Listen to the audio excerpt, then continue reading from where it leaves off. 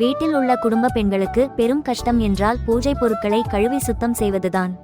அதுவும் குறிப்பாக வீட்டில் வெள்ளிக்கிழமை, நல்ல நாள், அமாவாசை, பௌர்ணமி என கடவுளை வழிபடும் முக்கிய பண்டிகை நாட்களில் பூஜையறையையும் பூஜை பாத்திரங்களையும் சுத்தம் செய்வதை பெண்கள் வழக்கமாக கொண்டிருப்பார்கள்.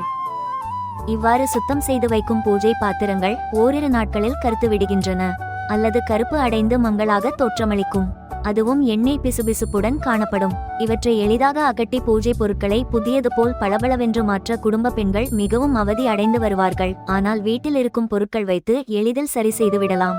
சுத்தம் செய்ய தேவையான பொருட்கள்: லெமன் சால்ட், 2 தேக்கரண்டி உப்பு, சால்ட் 1 தேக்கரண்டி வினிகர், 2 தேக்கரண்டி டிஷ்வாஷ், 1 தேக்கரண்டி தண்ணீர், வாட்டர் 3 தேக்கரண்டி உள்ளிட்ட பொருட்களை எடுத்துக்கொள்ள வேண்டும். முதலில் லெமன் சால்ட், உப்பு, வினிகர் சேர்த்து நன்றாக மிக்ஸ் செய்ய வேண்டும். அதனுடன் பாத்திரம் விளக்குற டிஷ்வாஷ், தேவையான அளவு தண்ணீர் விட்டு நன்றாக மிக்ஸ் செய்து கொள்ள வேண்டும். பிறகு வீட்டில் இருக்கும் அனைத்து பூஜை பொருட்களையும் எடுத்துக்கொண்டு இந்த கலவையை பயன்படுத்தி கழுவினால் அனைத்து பொருட்களுமே பளிச்சென்று மாறிவிடும். இனி பூஜை பொருட்கள் தேய்த்து கழுவ வேண்டும் என்ற கஷ்டமும் கவலையும் இருக்காது.